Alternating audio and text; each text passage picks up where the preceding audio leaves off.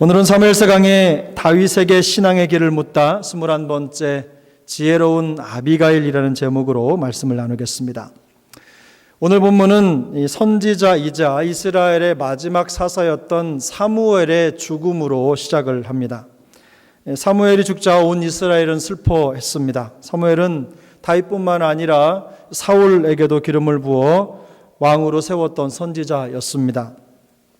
영적인 멘토요 또 후견인이었던 사무엘의 죽음은 아마도 이 다윗에게는 적지 않은 충격이 되었을 것입니다. 현실적으로 보면 다윗은 자신의 위로자이면서 동시에 피난처가 되어 주었던 영적인 리더를 잃어버린 것이기 때문입니다. 아직 사울의 추격이 끝나지 않았고 여전히 광야의 도피 생활이 계속되고 있는 상황이기 때문에 사무엘의 죽음은 다윗에게 결코 작은 일이 아니었을 것입니다. 겉으로 보기에 다윗의 앞날은 그다지 밝아 보이지 않습니다. 그러나 사무엘의 죽음은 역사적으로 보면 이스라엘의 사사 시대가 비로소 막을 내렸다는 것을 의미하는 것이고, 이제부터는 다윗 왕국의 시대가 도래했다는 것을 선포하는 그런 암묵적인 역사의 분기점이 되고 있는 것입니다. 이 사무엘의 장례를 참석했던 다윗은 다시 사울을 피해서 이 바란 광야, 그러니까 이 사해의 서쪽입니다. 바란 광야로 가서 숨어 지내게 됩니다. 이후에 이 사무엘상 25장에는 이 다윗이 도피에 살았던 이 광야의 일상 속에서 만났던 한 사건을 다루게 되는데요. 이 마온 지역에 살고 있었던 일명 부자라고 일컬어지는 나발과 그의 아내 아비가일에 대한 이야기입니다. 성경은 나발이라고 하는 사람을 소개할 때 그의 이름보다는 그가 가진 소유로 그를 말합니다. 양이 3,000마리여 염소가 1,000마리나 되는 아주 거부였습니다.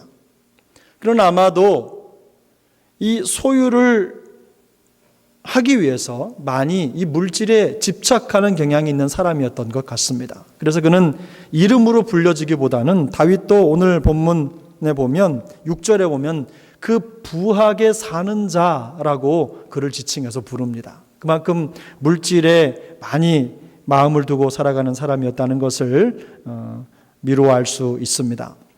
근데 그 나발의 아내의 이름은 아비가일이었는데 총명하고 용모가 아름다웠지만 이 나발은 완고하고 행실이 악한 사람이었다, 이렇게 성경은 보고합니다. 이 완고하고 행실이 악하다는 말은 한마디로 말하면 딱딱하고 못됐다는 말입니다. 나발은 또한 갈렙 사람이었는데 이것은 그가 유다 지파 출신이라고 하는 의미입니다. 다시 말해서 나발은 멀든 가깝든 다윗의 친족이라는 것이죠.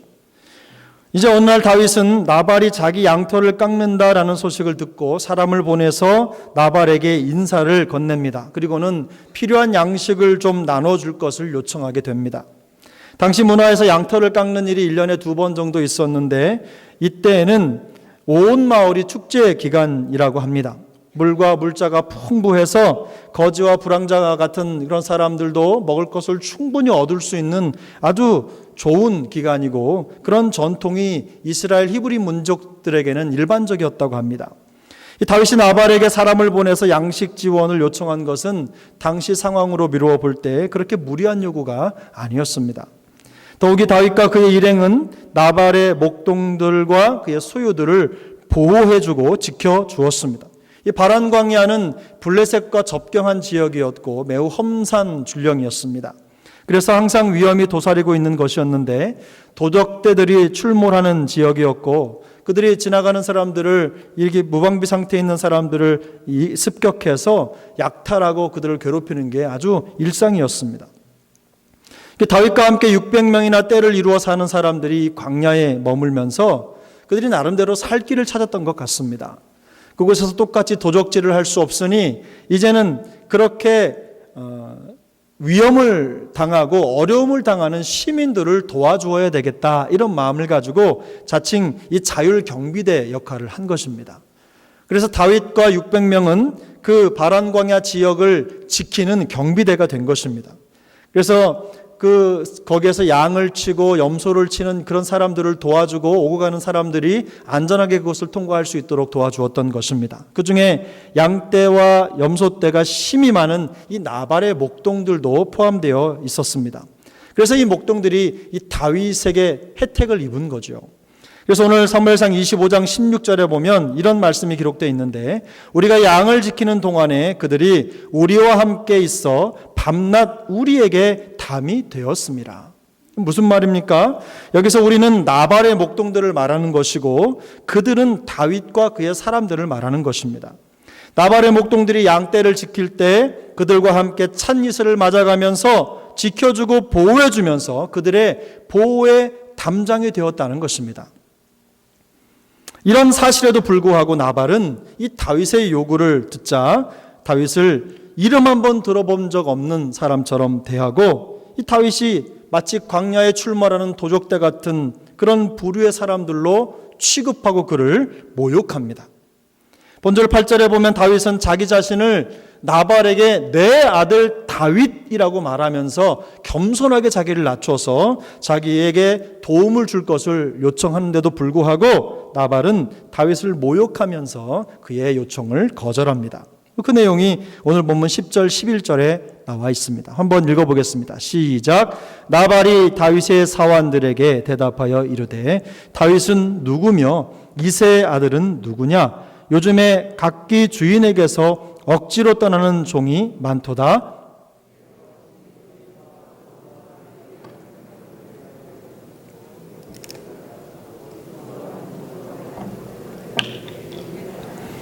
아멘. 나발은 아마도 다윗이 누구며 왜 광야에서 유랑 생활을 하고 있는지 잘 알고 있었을 것입니다.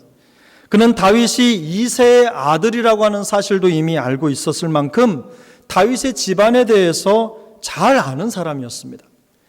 아마도 나발은 다윗이 사울 왕이 쫓고 있는 사람이기 때문에 어떤 어려움에 처해 있는지도 잘 알고 있었을 것입니다. 여하튼 어떤 이유에서든 나발은 다윗을 철저하게 모욕하고 그의 요구를 거절했습니다. 이런 말을 들은 다윗의 심정을 한번 생각해 보시기 바랍니다. 밤낮을 가리지 않고 경비를 서고 최선을 다해서 그의 소유를 지켜주고 보호해준 대가로 돌아온 것은 무례함과 모욕뿐이었습니다. 목숨을 걸고 나발의 생명과 재산을 지켜준 이 순수한 마음이 완전히 무시당하고 있는 것입니다. 여러분, 다윗의 입장에서 한번 생각해 보시기 바랍니다. 친절을 베풀었는데 돌아온 것은 무례입니다. 목숨을 걸고 돌보아 주었는데 전혀 인정받지 못했습니다. 선의로 행한 일에 대해서 이처럼 지독하게 비난을 받는다면 여러분은 어떤 생각이 드시겠습니까? 내가 정말 내 생명을 걸고 최선을 다해서 누군가를 도와주고 보호해주고 그를 먹여주고 지켜주고 했는데 나를 모욕하고 그리고 나에게 무례하게 행동한다면 여러분, 그래도 참아야지. 그래도 견뎌야지. 그래도 끝까지 참으라고 말하실 수 있겠습니까? 물론 세상 속에는 이런 파렴치한 사람들이 많습니다. 이런 일들이 비일비재하게 일어납니다. 세상사 돌아가는 것을 보면 그렇게 생소한 일도 아니고 그렇게 크게 놀랄 일도 아니라는 것을 우리는 압니다. 그런데 오늘 다윗은 이런 모욕과 무례를 당하면서 분노가 머리끝까지 치올랐어요. 저도 성경을 읽으면서 그럼 그렇지라는 생각이 들었어요. 화내는 게 당연하지. 그걸 그냥 놔도 어떻게든 그 모욕을 갚아줘야지 라는 생각이 마음속에 치밀어 오르는 거예요. 그 내용이 오늘 본문 25장 13절에 나와 있는데 한번 같이 읽어보겠습니다. 시작. 다윗이 자기 사람들에게 이르되 너희는 각기 칼을 차라 하니 각기 칼을 차매 다윗도 자기 칼을 차고 400명가량은 데리고 올라가고 200명은 소유물 곁에 있게 하니라. 25장 21절도 함께 읽겠습니다. 다윗이 이미 말하기를 내가 이 자의 소유물을 광야에서 지켜 그 모든 것을 하나도 손실이 없게 한 것이 진실로 허사라. 그가 악으로 나의 선을 갚는도다. 다윗은 자신이 받은 모욕을 피로 갚아주겠다고 하는 결심을 합니다. 그리고 그 사람들을 불러서 무장을 시키고 자신도 칼을 차고 나발이 있는 곳으로 향해 출발했습니다. 지난날 그들에게 베풀었던 선의가 아무런 의미가 없다고 하는 푸념을 내려놓으면서 그것이 허사라고 말하면서 가고 있는 겁니다. 화를 못 이긴 다윗은 400명가량의 부하들을 이끌고 나발은 물론 그의 친척 중 남자 모두를 도륙해서 이 모욕을 철저하게 갚아주겠다고 결심을 하고 그 길을 가고 있는 겁니다. 다윗은 이성을 잃었습니다. 생각하지 못했던 나발의 야비함과 무례함을 직면하면서 감정적으로 이성적으로 모든 균형을 잃어버린 거예요. 우리가 잘 알고 있는 대로 다윗은 우리에게 이미 보통의 영성으로는 범접할 수 없는 아주 수준 높은 영적인 품성이 어떤 것인지를 보여준 사람입니다. 비록 모함을 받아 광야에서 도피 생활을 하는 신세였지만 그런 와중에도 영적인 성장이 멈추지 않는 증거를 보여준 정말 대단한 사람이에요. 하지만 그는 지금 불타는 복수심의 자제력을 잃어버렸고 분노의 화신이 되어 곁에 서 있는 것입니다. 다윗은 이제 하나님의 기름 부음 받은 자로서의 정체성도 잃어버렸습니다. 나발의 무례와 모욕 앞에서 다윗은 그동안 쌓아왔던 모든 것들이 무너지고 이제는 다윗조차도 또 다른 사울이 되어버릴 위기에 처한 것입니다. 부하가 치밀어서 아무 생각도 나지 않고 오직 받은 모욕을 되갚아주는 일만 생각하고 있는 거죠. 다윗은 바로 그 얼마 전에 자신을 죽이려고 혈안이 되어 쫓아온 사울을 죽이지 않고 상상을 초월하는 인내심으로 하나님의 때를 기다리는 법을 배웠던 사람입니다. 얼마 전이에요. 그랬던 그가 어리석은 나발의 몇 마디 모욕적인 말 앞에서 불같이 화를 내고 있는 겁니다. 화를 내는 뿐만이 아닙니다. 이성을 완전히 잃어버렸어요. 그리고는 그를 죽이겠다고 지금 칼을 들고 나선 것입니다. 조금은 지나친 비약이기는 하지만 다윗이 지금 밥그릇 때문에 화가 난 겁니다. 먹는 문제 때문에 화가 난 거예요. 아주 기초적인 것, 어떻게 생각하면 아무것도 아닌 그 문제를 가지고 잔뜩 화가 나서 지금 그 화를 걷잡을 수 없는 거예요. 물론 다윗의 상황을 이해할 수 없는 것은 아닙니다. 목숨을 걸고 지켜준 대가가 이런 참을 수 없는 모욕으로 돌아온 것에 대해서 당연히 분개하고 되갚아줄 방법을 찾을 수 있을 것입니다. 이스라엘의 왕 사울에 대해서는 참을 수 있을지 몰라도 하찮은 나발까지 자신을 모욕하는 것에 대해서 더욱더 화가 치밀었을 수도 있어요. 이런 형편없는 자에게 본때를 보여줘야 마땅하다는 생각을 했을 수도 있습니다. 사울과는 다르게 나발은 기름 부음을 받은 자도 아닙니다. 더욱이 선의를 악의로 갚는 파렴치한 사람이고 받은 은혜를 모르는, 잃어버리는 그런 무지한 자예요. 추악하고 저속한 사람 정도로 생각했을 가능성이 있습니다. 사랑하는 여러분, 바로 이것이 어쩌면 우리의 모습입니다. 다윗의 모습은 우리 현실과 별반 다르지 않습니다. 조금 전까지 고귀하고 수준 높은 영성을 소유했던 한 사람이 한순간에 무너져서 전혀 다른 모습으로 나타난 이유가 어디에 있겠습니까? 바로 인간의 마음 속에 뿌리 깊게 도사리고 있는 이 죄성과 부패함 때문이라는 거죠. 하나님의 은혜를 경험하고 새로워졌다고 하더라도 변하지 않는 인간의 본성 때문입니다. 사랑하는 여러분, 그래서 우리는 날마다 은혜가 필요합니다. 그렇게 인간의 영혼은 매 순간마다 주님이 붙잡아 주시지 않으면 언제든 무너져 내릴 수 있는 공중탑에 불과할 뿐이라는 거예요. 우리가 성도로서 오랜 시간 신앙생활을 하면서 여러 번 어려운 유혹을 이기고 영적인 위기를 넘어서며 승리를 경험했다고 하더라도 다르지 않습니다. 우리는 언제든 방심하면 한순간에 파멸로 떨어지고 마는 연약한 존재일 뿐이라는 거예요. 그리고 우리의 본성이 이렇다는 것을 깨닫는 것이 바로 은혜입니다.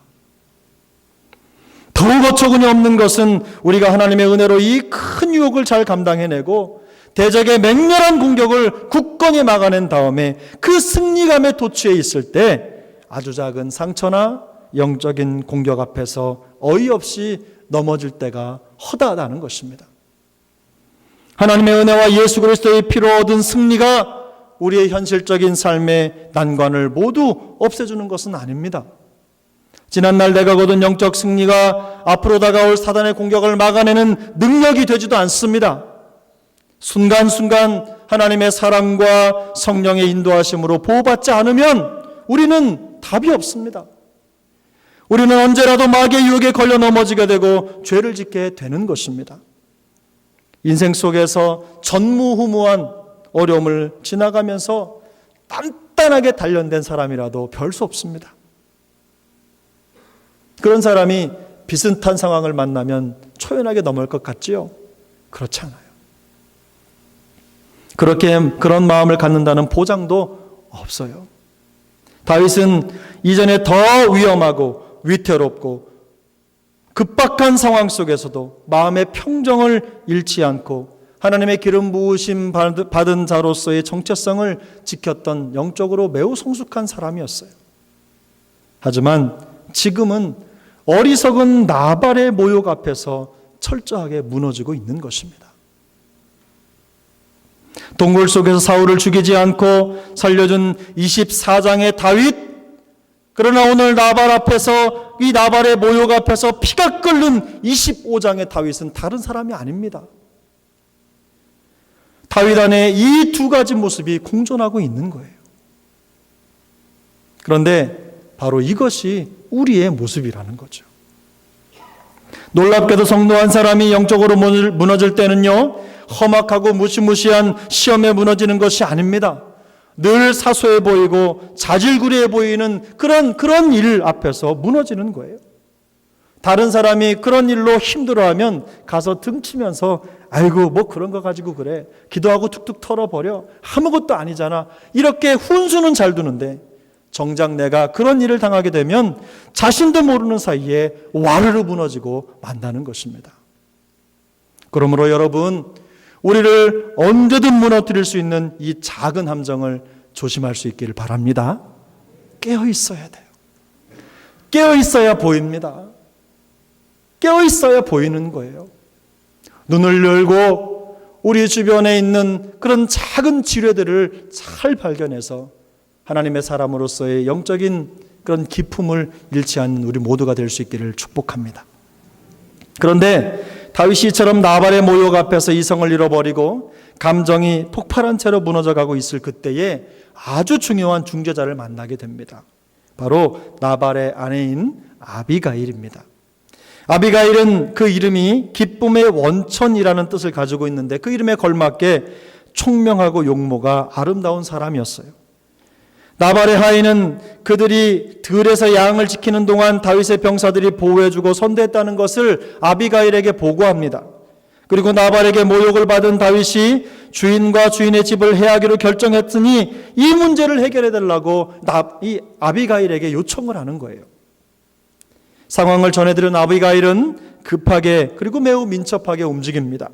충분하지는 않지만 다윗에게 전할 선물을 준비하고 이제 다윗을 만나러 갑니다. 그리고는 얼마 되지 않아서 산깃을 개서 다윗을 본 아비가일은 그를 보자마자 나귀에서 내려서 땅에 납작 엎드려 절부터 하고 분노에 휩싸인 이 다윗을 멈춰 세웁니다.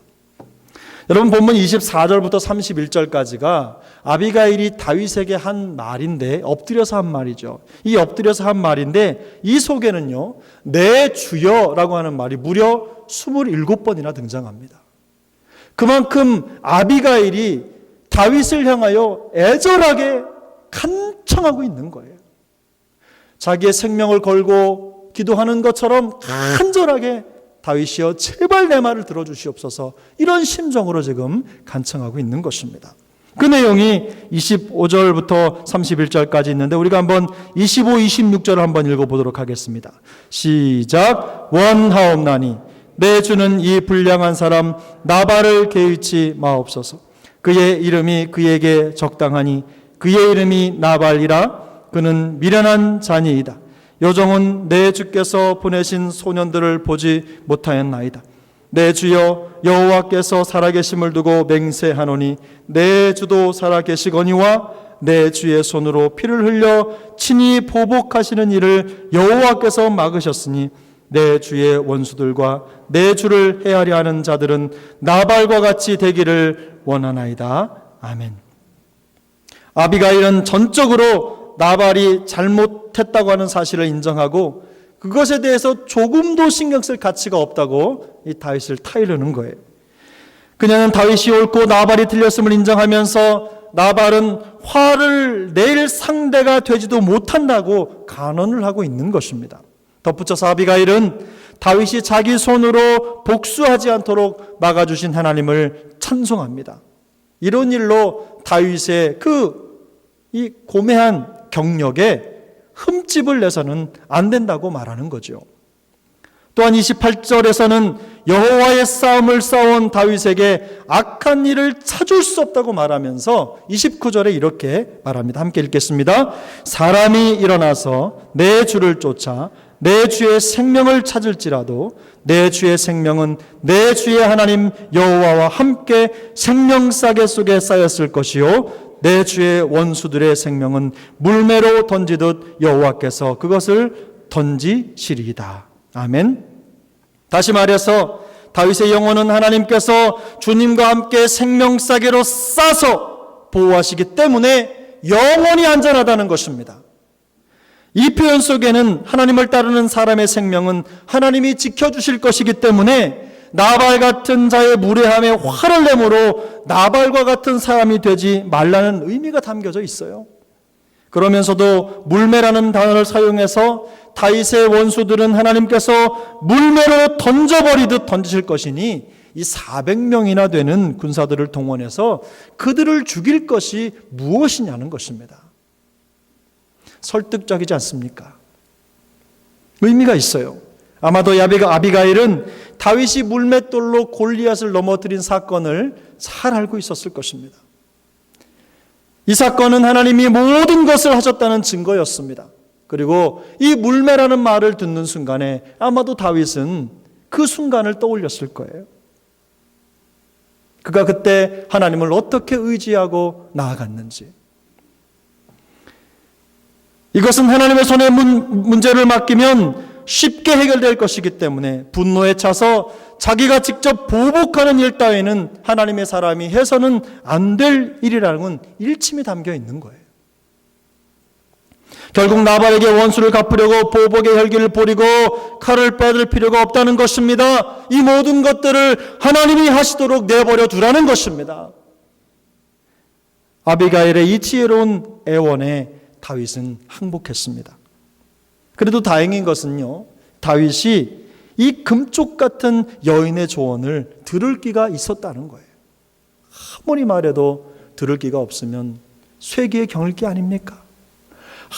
아무리 말해도 못 들으면 허사인데 다윗은 그걸 들었어요. 분노에 휩싸여 누가 내 앞을 막아서냐며 호통을 치지 않고 여인의 소리에 귀를 기울입니다. 그리고 생각합니다.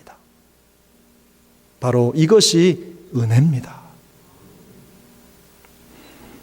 바로 그 내용이 오늘 본문 25장 32절 33절에 담겨 있는데 한번 읽어보겠습니다. 시작. 다윗이 아비가일에게 이르되 오늘 너를 보내어 나를 영접하게 하신 이스라엘의 하나님 여호와를 찬송할지로다.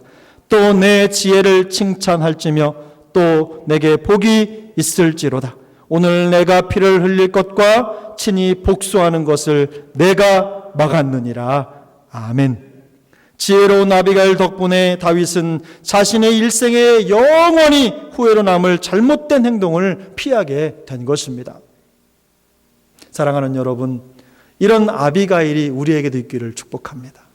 또 우리도 또한 누군가에게 이런 아비가일이 되어줄 수 있기를 바랍니다. 다윗은 아비가일을 보내서 하나님의 마음을 깨닫게 해주신 그 하나님께 찬양을 올려드렸어요. 분노하는 다윗을 멈춰 세우고 다시 믿음의 길을 걷도록 인도하신 인도하는 그 아비가일을 가만히 생각해 보면 언제든지 성도를 인도하시고 이끌어 가시는 우리 성령님의 모습과 꼭 닮았습니다. 성령님은 항상 우리를 인도하십니다. 성령께서는 지금도 매 순간마다 우리가 예수 그리스도의 피값으로 구원받은 하나님의 자녀라는 사실을 깨닫도록 인도해 주십니다. 우리는 하나님의 자녀이며 하나님의 나라를 상속받을 자들이라고 하는 그 놀라운 신분을 깨닫게 해 주시는 것입니다. 비록 우리가 세상 속에서 자주 넘어지고 쓰러질 수 있지만 우리는 하나님의 함께 생명싸개 속에 쌓여 영원히 보호받는 하나님의 사람들인 줄로 믿습니다. 바로 그것이 우리의 현 주소라는 거예요. 그래서 시편 37편 23절 24절은 말씀합니다. 여호와께서 사람의 걸음을 정하시고 그의 길을 기뻐하시나니 그는 넘어지나 아주 엎드러지지 아니함은 여호와께서 그의 손으로 붙드심이로다. 아멘. 비록 우리는 자주 비틀거리고 때론 넘어지고 자빠질 수 있을지라도 하나님은 우리가 넘어지지 않도록 거기서 끝나지 않도록 우리를 붙들어 주시고 성령을 통하여 이끌어 주신다는 거예요. 우리가 모든 일에 주를 기쁘시게 해드리려고 하는 이 참된 갈망을 우리의 마음속에 품고 있다면 주님은 우리의 소원을 반드시 들으시고 이루어 주실 것입니다. 바로 여기에 여러분 우리가 기억해야 할 한 가지 중요한 신앙의 원리가 담겨져 있습니다. 사랑하는 여러분, 성도는 어리석은 나발을 상대로 싸우는 사람들이 아닙니다.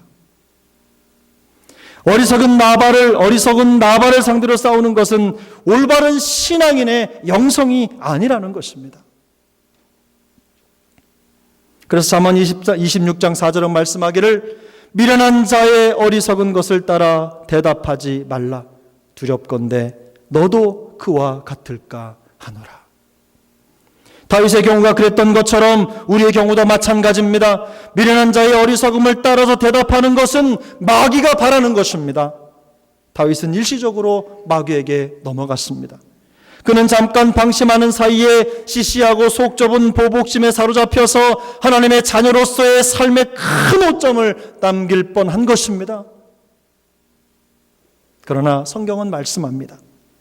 사도행전 9장 15절이 말씀하기를 주께서 이르시되 가라 이 사람은 내 이름을 이방인과 임금들과 이스라엘 자손들에게 전하기 위하여 택한 나의 그릇이라.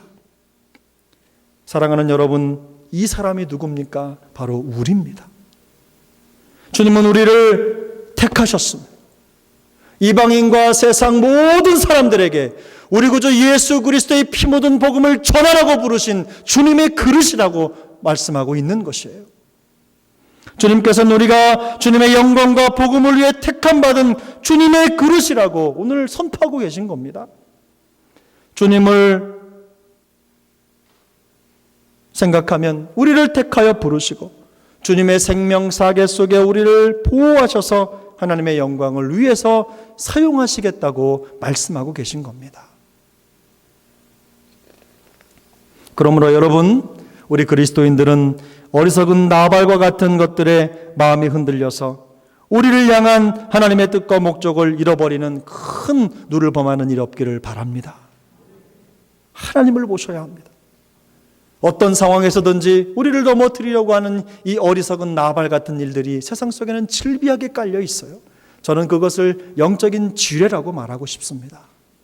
사랑하는 여러분, 우리의 영안이 밝아지길 바랍니다. 하나님이 우리에게 영적인 해안을 주셔서 모든 상황 속에서 살아계신 하나님의 그 마음을 품는 은혜가 우리에게 있기를 축복합니다.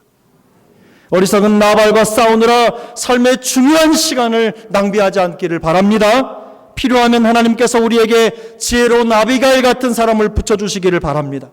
그런 사람들을 통해서 우리가 알지 못하면 우리를 돌이켜 세우시고 멈춰 세우시고 다시 하나님의 마음을 품도록 인도해 주시기를 바랍니다. 우리도 또한 누군가에게 그런 좋은 아비가일 같은 동역자가 되어줄 수 있기를 바랍니다. 우리 모두가 다 하나님의 마음을 깨닫고 회복되어서 복음을 위해 택한 주님의 그릇으로 주님이 오시는 그날까지, 우리가 주님의 나라에 들어가는 그 순간까지 쇠약함 없이 쓰임받는 은혜가 있기를 예수님의 이름으로 축복합니다. 기도하겠습니다.